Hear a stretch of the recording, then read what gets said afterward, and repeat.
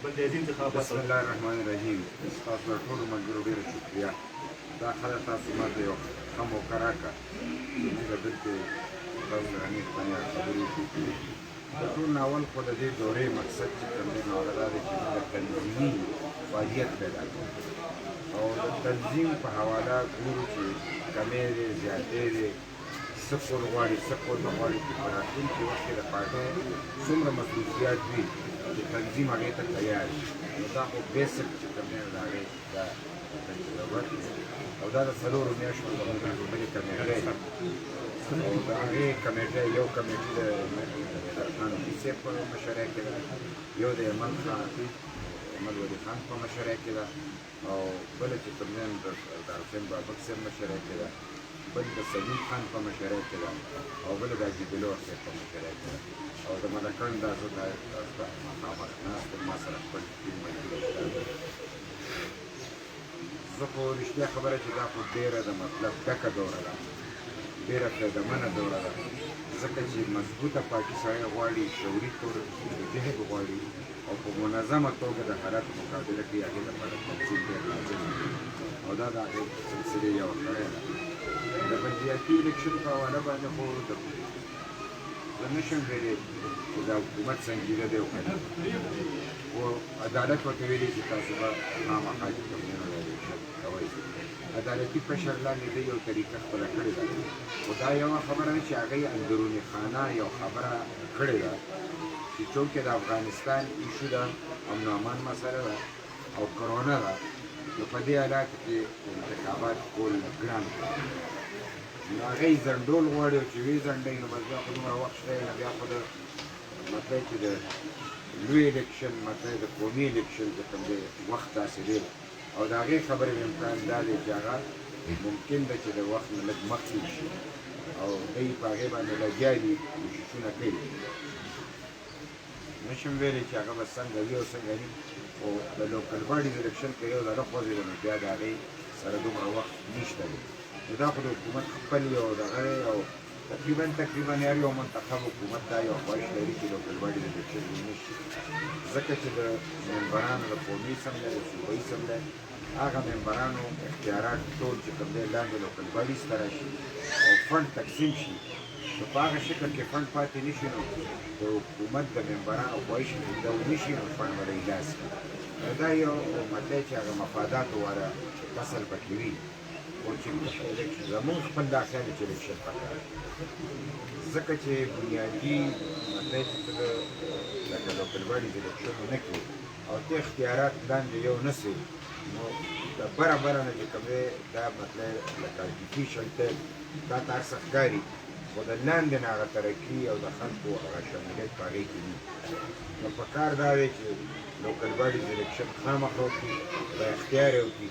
دا چې دی پکې چینجز کوي چې اول ډسټرکټ ګورنمنټ و اوس پکې مطلب دی چې تحصیل ګورنمنټ و او اول یونین کونسل و اوس پکې ویلیج کونسل دی. نو موږ وایو چې دا شی پکار چې دی اسمبلی ته وړي، لکه دومره غټ ډراسټک چینجز چې راولي نو دا اسمبلی ته وړل پکار دي، ځکه چې که فرض کړه د تحصیل لکه حکومت جوړ شي او د ضلعي ني نو دا صوبه او تحصیل به خپلو کې ادارې کړي نو د ضلعي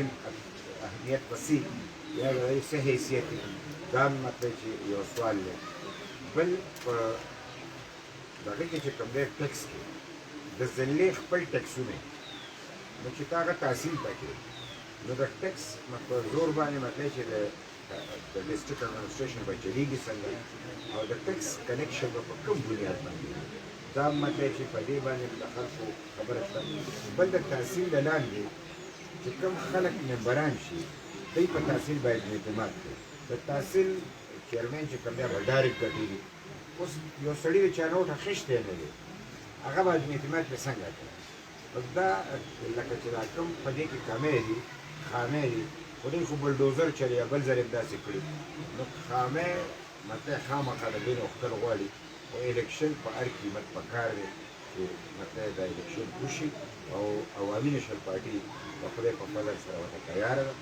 هغه هم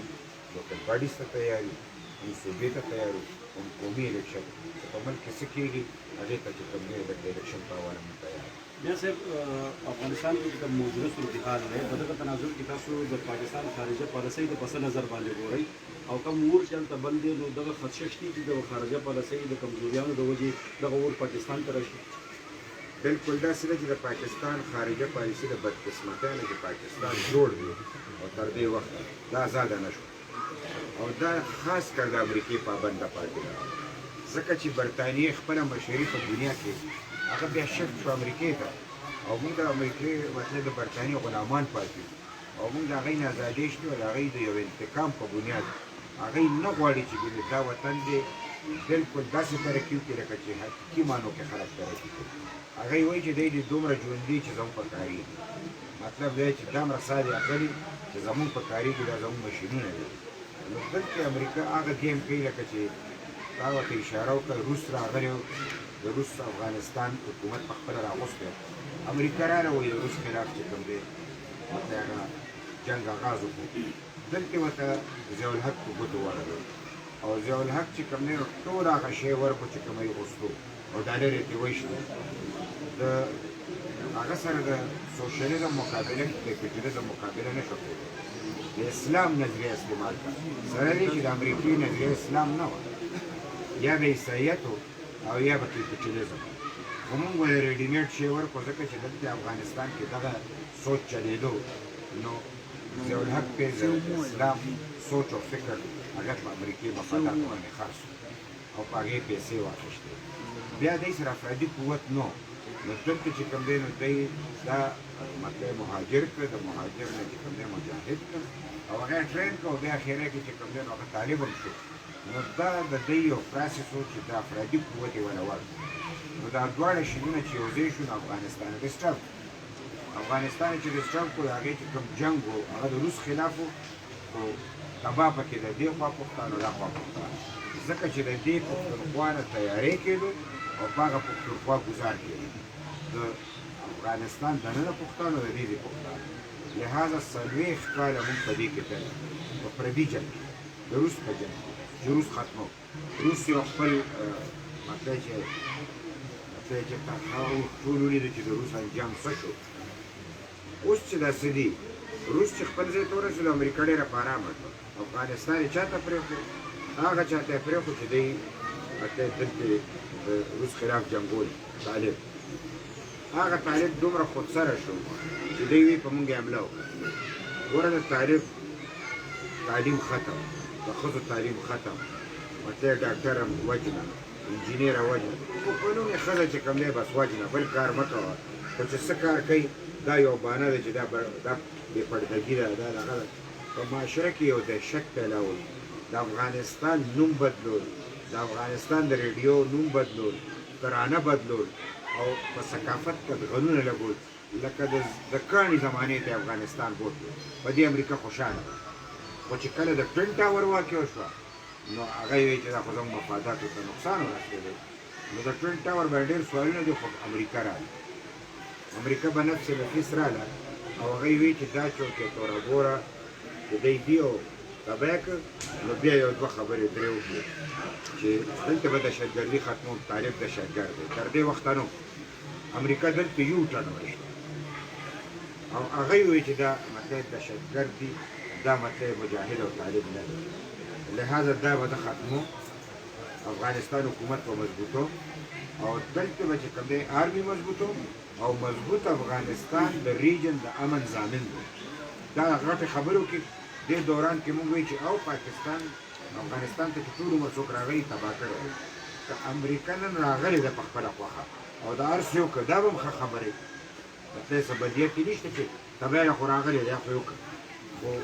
دې نه پس دا نه چې دی ځي او بیا یې طالب ته پرېږدي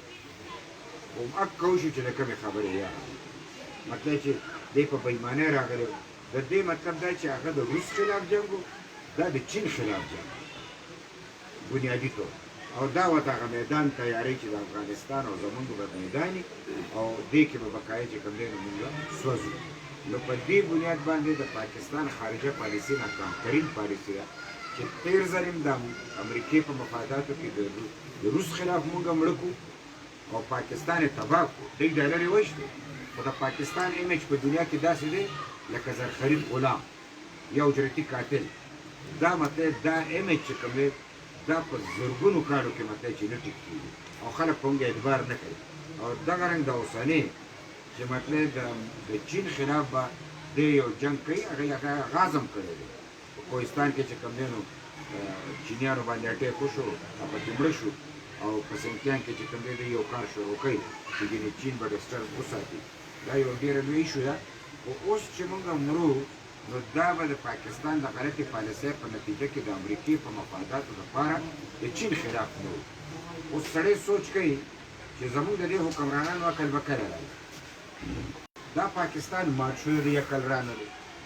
اکثریت زموږ نه جدا شو عقل رانغی مونږ یو دهشتګردۍ نه تېر شو دلته په دنیا خلک چې کوم دی تباه کړي د دوی بیا مکر نه راځي او دوی هغه خپله پیتره چلی نو دا وخت خو د دې خبرې ډېر امکان شته چې دا حالت دې ته ورسي چې خلک وایي چې یاره د دې نه خو اړو په بله خبره خلاصې نشته خو چې څنګه بنګلادیش ته خلاص شو دغه یو لار ده چې سړی به ته خلاصېږي لکه دا خبره په بلوچستان کې خلک اوس سوچ کوي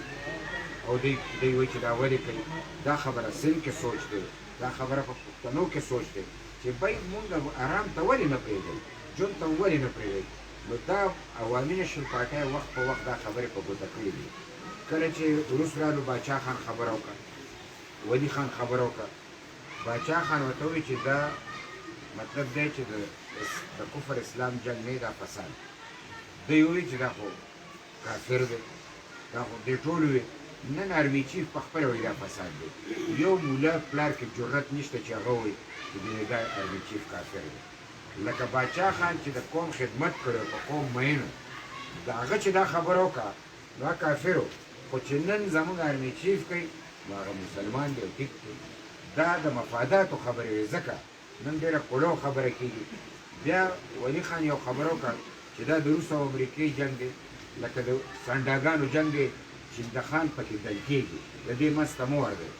ټولې دنیا وکتل امریکا مطلب روس چې لاړو امریکا راغی ولی خان ټیک وي باچا خان خبره ټیک شوه د ولی خان خبره ټیک شوه اسفندیار خان یو خبره کوله چې تاسو وزیرستان او په مومندو په یو سر بل سر اوري منځ کې به ټول خلک سوځي نن اسفندیار خان او د هغه ملګري د افغانستان په دې ایشو باندې یو سوچ کوي نظر لري دا موږ تاسو ملګرو ته شیر کوو چې یو دهشتګرد دلته بیا منظم شو ستاسو په طرفونو او اکرن منظم شو چې څنګه پخوا او چې چېرته چېرته زاړه ورته میلاویږي او زاړې راغونډ کړي دي او چې کم پکې نشته دی د هغې په ځای نور خلک چې کوم دی نو هغه میدان ته راځي او د هغې لپاره خطرناکه خبره دا ده چې وایي که افغانستان کې طالبان راشي لکه چې د امریکې او د پاکستان خوښ دی چې راشي نو که ای راغلل نو دلته به وایي طالب مضبوط شي نو زه نه پوهېږم چې دا طالب به دلته چا دپاره مضبوطېږي تاسو په خپله په دې خبره پوهېږئ دا به د هغه چا لپاره مضبوطېږي چې هغه هوا حکومت ته به وایي چې امن راوله دهشتګردي به نه کوئ مداخلت به نه کوئ نو دا به زموږ دپاره ګیر چاپېره دا سامان پروت دي او څوک به ټارګېټ کړي او څوک به څه کړي څه کړي مونږ ورته وایو چې د دې سیده ساده حل جنګ د مسلې حل نه دی امن د مسلې حل دی امن په مذاکراتو راځي امریکې په مذاکراتو کې تګي وکړه قطر ته لاړو هلته چې کوم دی د افغانستان حکومت را نه غوښتو او طالب سره یې مذاکرات وکړه دوی زه به طالب ختموم دهشتګرد دی سره یې مذاکرات وکړو حکومت به مضبوطوم هغه سره مذاکرات ونه کړو امریکا اکسپوز شو د هغې شکل ښکاره شو چې د هغې اصلي ګیم څوک هغه اوس یو نوې خبره کوي هغه داسې کوي چې دلته به داعش شي او طالب به د داعش خلاف جنګي دا یو نوې مسئله ده لکه د دې لپاره به اوس مطلب چې یو بل جنګ تیارېږي نو موږ وایو چې مذاکرات وشي او امریکا دې هم سپورټ کړي او په خصوصي توګه پاکستان د دې پکې اثرات زیات دي بیا دې چې کوم دی نو روس چین او ترکي او ایران او که داسې نه ګرانو ملګرو نو زه دا خبره په دې ختموم چې که چېرته دا خطرناک صورتحال موجود وي او په دې مذاکراتو کې د امن لار شته او دی نه خپلوي یو دې مطلب چې جنګ ته دی تیار دي نو دا چې جنګ کوي دا ټول ما چې نومونه وشته سوپر پاور خو دي ایټمي پاور خو ټول چې جنګ کوي دا به ایټمي جنګ ایټمي جنګ چې وي نو دا علمي جنګ دی دا مطلب کڼ وړوار دی درېیم علمي جنګ دی اوس چې په دې خاوره باندې هسې جنګ و دهشتګردي وه خو سړی به شهید شو موږ به ښخ کړو دا به داسې جنګ وي چې شهیدان به وي خښولو باندې ګرځي که نه یو دومره خطرناک شکل ته زمونږ دا ټول علاقه مخامخ کېږي لہذا عوامي نیشنل پارټۍ په دې وخت مونږ حکومت پاکستان ته وایو چې ستا آزاده خارجه پالیسي پکار ده غیر جانبدار پالیسي پکار ده او د پاکستان آزاده پالیسي د پاکستان په مفادو کې پکار ده نه چې د امریکې یا د بل سوپر پاور خبرې خو وضاحت تاسو ډېرو په تفصیل سره راغلی یو خبره چې پاتې شوه چې یاره تاسو په تېرو وختونو کې د امریکې راتګ هم مخالفت کړی دی اوس چې دی نو د طالبانو مخالفت کوئ اشرف غني په لږ ورته کې سپورټ کړی دی څه وایي چې یاره دغه افغانستان کې به حالات بیا څنګه ټیک کېږي ځکه دواړه ګوندونه خلکو ته قبول نه دي او تاسو هم قبول نه دي د عوامي نیشنل ګوند چې د اثر رسوخ هم شته په افغانستان کې ټیک ټاک او ستاسو خبره اورېدی کېږي نو څه وایي چې دغه به داسې ده د هغو اندروني حالات چې کوم طرف ته روان دي داسې ده چې مونږ خو د هر ملک کې دننه چې څوک مداخلت پرې ایښی ده او چې هر څوک یې کوي امریکا خو چې کله راغله دا خبرې وکړي نو مونږ ووایي ولي خان ووایي چې که دی دا کارونه کوي نو ټول عمر افغانستان خلکو لوټلی دی تباه کړی که دی ټیک کوي دا ښه خبره ده بدیت خو یې نشته دا ولي خان ویلي خو امریکې هغه کار ونه کړو او هغه ډبل بېایماني وکړه لهذا نن مونږ د امریکې هغه خبره کوو چې هغه که دا بېایماني هغه نه وکړې دا مسله حل کېده خو هغه بېایماني څه لپاره کوي اول یې د روس خلاف کړو د چین خلاف هغه ټارګېټ بیل دی وژني مونږ او زموږ په خاوره جنګ کوي او چې دلته الغو تلغو وي نو دی په دشمن ګزار کوي چې دلته حالات سم شي دلته خو دشمن باندې ګزار ګران دی لهذا دا ارادتن روان دي او دا ارادتن کېږي مونږ خپله یو فارموله ښیو خپله خبره ښیو او رښتیا خبره ده چې دومره ملکونه پکې لګیا دي زموږ خو یو سټنډرډ پالیسي چې هلته منتخب حکومت دی ترکیې د ټول نه په زورور پوه شي خو دا خو ما شاټکټ یې ووالې ترکیې خو الریډي د کابل ایرپورټ حفاظت په لاس کې ایښتی دی په دې باندې نور ملکونه خفه دي چې کوم د دوی سره سم به ووایم امریکا په ټولو کې خفه ده هغه وایي چې ایرپورټ زه قبضه کړم نو ټول کنټرول به زما وي ترکیې ورته وایي چې د حفاظت به زه کوم مطلب څه چې یا به په افغانستان کې زما سري کوي ستا نه پرېږدم دا د امریکې لپاره چیلنج دی دا زمونږ د امریکې د ملګرو لپاره هم چیلنج دی نو هغه یې ویلي دي چې که تاسو بیا پر موږ راځئ اوس دوی سوچ کوي چې کابل ایرپورټ قبضه کوو نو دې کې خو به زه بیا په ترکیې ورځم نو چې په ترکیې ورځم نو ترکیې راوړي نو چې راوړي نو دا هغه د جنګ بل شکل اختیاروي داسې ایران دی دی کینو مونږ وایو چې دا هر څه ښکاري مذاکرات سپورټ کول غواړي په دې کې د ټولو خیر او دا مذاکرات ټول ملکونه دې سپورټ کړي چې دا څومره دي کني نو په ابتدا کې به د پښتنو لر او بر پښتانه به پکې سوځي خو دا اور به لیمیټډ نه ډېر چاپېره چې په موږ څوک دا اور لګوي هغه هم پکې سوځي ځکه چې د دنیا په جنګ کې بیا مختصر ځایونه نه سوځي خو دا ده چې ابتدا به زموږ نه اور زیادہ تباہی ہو جائے گی. سر وہ میں بھی تھوڑا بات کریں گے آج آپ اپنی اس دورے کے حوالے سے بتا دیجیے گا ساتھ ساتھ حالیہ دنوں میں جو اسلام آباد میں افغان سیکورٹی بھیڑوں کو افواج کیا گیا پھر پاکستان کا جو رسپانس تھا وہ بھی آپ نے دیکھ لیا پھر افغان نے اپنی سفیر کو بھی واپس کیا آپ کس طرح دیکھ رہے ہیں پاکستان اور افغانستان کا جو ریلیشن ہے اس کا مستقبل کیا ہوگا؟ سب سے پہلے جب پاکستان کے حوالے سے بات ہوئی اور آپ کر رہے ہیں تو پہلے تو اس حکومت کی بات کی جائے کہ یہ حکومت ناکام ترین حکومت ہے اور ہم یہ سمجھتے ہیں کہ اب ایک ایسا فضا بنتا جا رہا ہے کہ پہلے تو ہم یہ سمجھ رہے تھے کہ شاید عمران کو یعنی اسٹیبلشمنٹ سپورٹ کر کے وہ لانا چاہ رہی ہے اب کچھ ایک ایسی تصویر دکھائی دے رہی ہے کہ پی ٹی آئی بذات خود اسٹیبلشمنٹ کی پارٹی ہے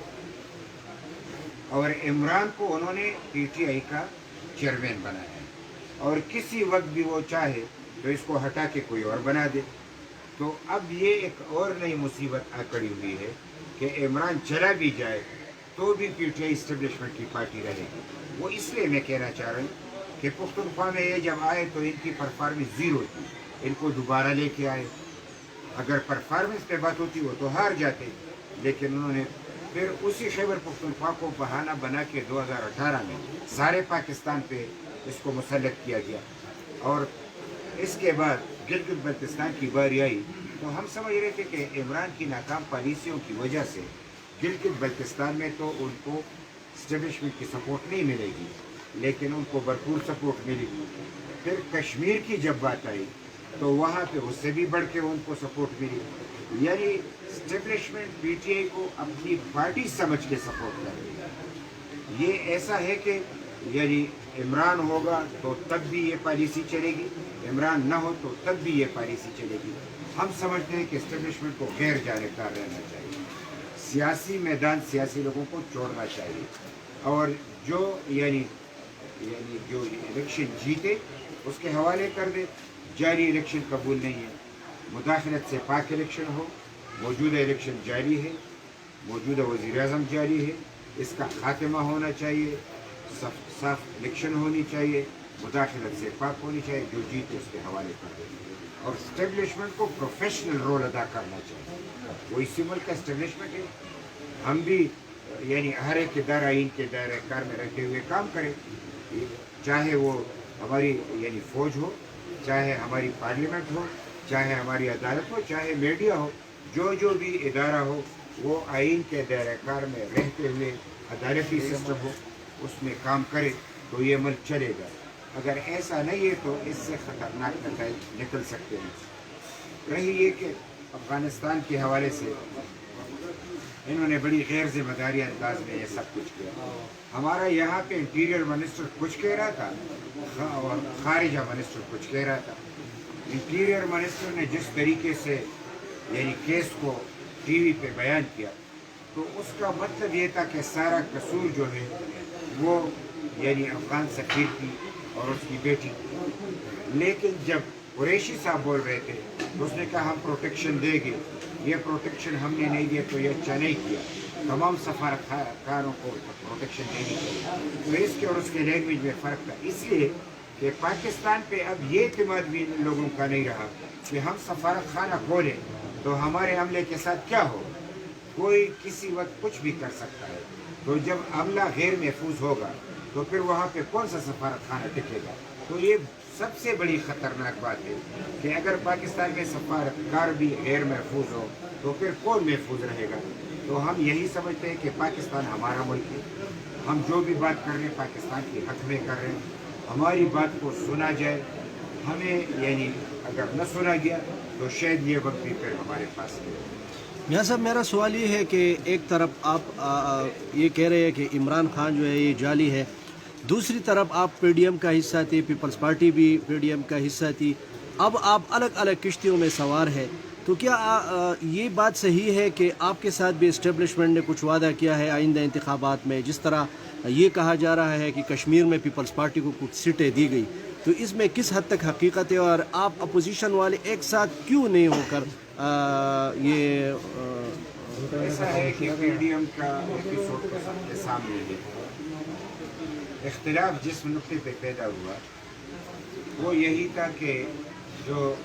اپوزیشن لیڈر ہے وہ مسلم لیگ نون کا ہونا چاہیے، ایک فیصلہ تھا۔ مسلم لیگ نون نے جو اپوزیشن لیڈر مقرر کیا اس کے پیپلز پارٹی کو اعتراض تھا۔ انہوں نے کہا کہ بے نظیر بھٹو صاحبہ کے کیس میں اس نے جو کردار ادا کیا ہے وہ ہمیں منظور نہیں ہے، اس پہ چاہیے تھا کہ وہ ایک دوسرے کے ساتھ مل بیٹھ کے غلط فہمی دور کر لیتے، لیکن مسلم لیگ نون نے اپنا امیدوار تبدیل نہیں کیا۔ اس نے کہا یہ ہماری پارٹی ہے، ہمارا فیصلہ ہے۔ پیپلز پارٹی نے اپنا بندہ کھڑا کیا، تو عوامی نیشنل پارٹی کے لیے ان دو میں سے ایک راستہ اختیار کرنا تھا۔ ہم نے یہ انتخاب کیا کہ پیپلز پارٹی نے چونکہ ہمارے ساتھ گزشتہ یعنی دنوں میں اور سالوں میں حکومتوں میں ہمارے ساتھ بلائی کی ہے، یعنی 18 امینڈمنٹ کی بات ہو، پروونشل اٹارمی کی بات ہو، صوبے کے نام کی بات ہو، کالا باغ ڈیم کی بات ہو، بہت سارے ایشوز پہ یعنی زرداری صاحب اور ان کی پارٹی نے ہمارا ساتھ دیا۔ تو ہم نے کہا کہ اب اگر انتخاب ہی کرنا ہے تو ہم پھر پیپلز پارٹی کو ووٹ دیں گے۔ تو پی ڈی ایم نے جو طریقہ کار اپنایا کہ ہمیں شوکاز نوٹس دے، یہ ایک پارٹی نہیں تھی، یہ اتحاد ہے۔ شوکاز نوٹس ہم اپنے پارٹی میں دے سکتے ہیں۔ ہم نے ان کو تجویز دی پی ڈی ایم کو کہ آپ ایک اجلاس بلا لیں، ہم سے بات کر لیں، جو بھی آپ کے ریزرویشن ہے ہم آپ کو اس کی وضاحت کر دیں گے, بات وہاں پہ ختم ہو جائے گی. لیکن انہوں نے شوکاز نوٹس پہ اکتفا کیا جس کا ریئیکشن آیا, اور ریئیکشن کی بنیاد پہ عوامی نشر پارٹی نے پی ڈی ایم کو چھوڑا. تو پی ڈی ایم جس حوالے سے بنی تھی وہ یہی تھی.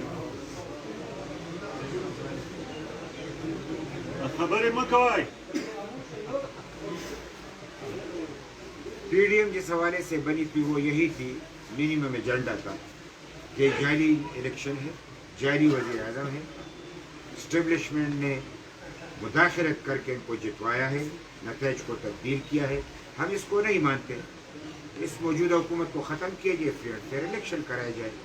یہ مطالبہ پی ڈی ایم بننے سے قبل بھی ہمارا تھا, پی ڈی ایم میں بھی تھا, پی ڈی ایم کے بعد بھی تھا. بیانیہ ہمارا ایک ہے, البتہ پارلیمنٹ میں اپوزیشن میں تو ہم ایک ہیں. یہ جن پارٹیوں کا آپ نام لے رہے ہیں, یہی پارٹی کہ اگر پی ڈی ایم نہیں ہے تو پھر بھی پارلیمنٹ میں اپوزیشن ایک ہے. کوئی ضرورت ہو, کوئی ایسی ایشو ہو تو وہاں پہ ڈسکس بھی ہو سکتے ہیں, بات بھی ہو سکتی ہے. لیکن اتحاد یعنی اس کے مزاج میں ٹوٹنا ہے, جس کو سنبھالنا بڑا مشکل ہوتا ہے. اور اس حوالے سے لیکن یہ بات کہنا کہ اسٹیبلشمنٹ نے ہم سے کچھ وعدے کیے تو اور پارٹی تو اپنا جواب دے گی. یہ ایک بات میں آپ کو بتا دوں, اسٹیبلشمنٹ مداخلت نہ کرے تو عوامی نشر پارٹی جیتے. تو ہمیں تو اس بات کی ضرورت نہیں ہے کہ ہمیں کوئی کہے یا ہمارا ساتھ دے. ہم ان سے یہ مہربانی چاہتے ہیں کہ آپ مداخلت کریں. اگر وہ ہم سے اس بات پہ راضی ہوتے ہیں تو یہ تو ہمارا مطالبہ ہے کہ وہ مداخلت نہ کرے. پاکستان بننے سے پہلے ہماری 2 دفعہ حکومت بنی. یہاں پہ بادشاہ خان کی یعنی نظریاتی بنیادیں ہیں. یہاں پہ پختونوں میں ہماری اپنی پارٹی ہے. اگر اسٹیبلشمنٹ ہمارے راستے میں رکاوٹ نہ بنے تو 30-35 سیٹ ہم آسانی سے جیت سکتے ہیں. جب یہ رکاوٹ ڈالتی ہے تو 13-15 ہم جیت جاتے ہیں.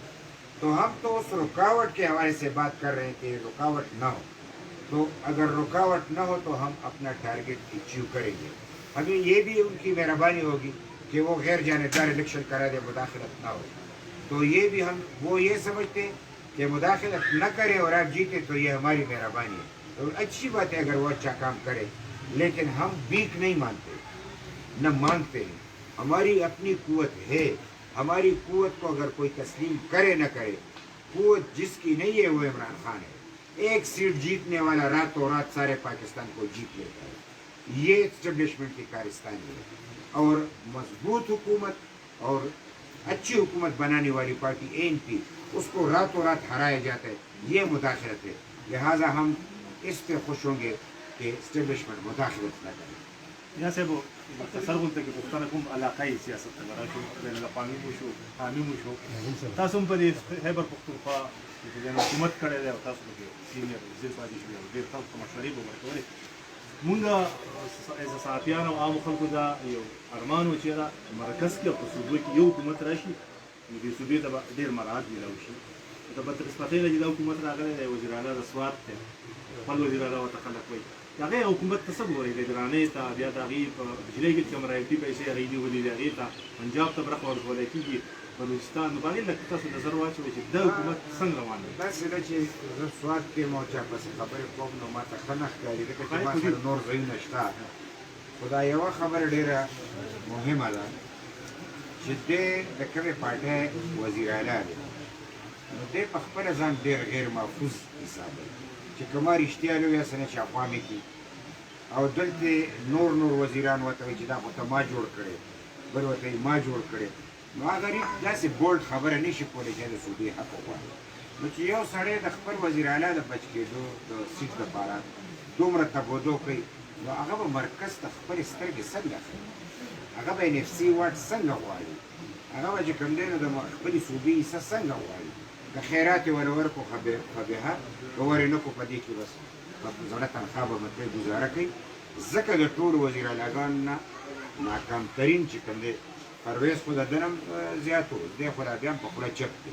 هغه به ګډې وډې وي هغه اوس هم ګډې وډې وي خو دا ده چې ټولو کې ناکام ترین وزیر اعلی ده نو اوس تاسو اندازه ولګئ نور وزیر اعلیګان هم تېر شوي ډېر تېر شوي نو دا به ورته ووایو چې ځان کې لږه نشه پیدا کړ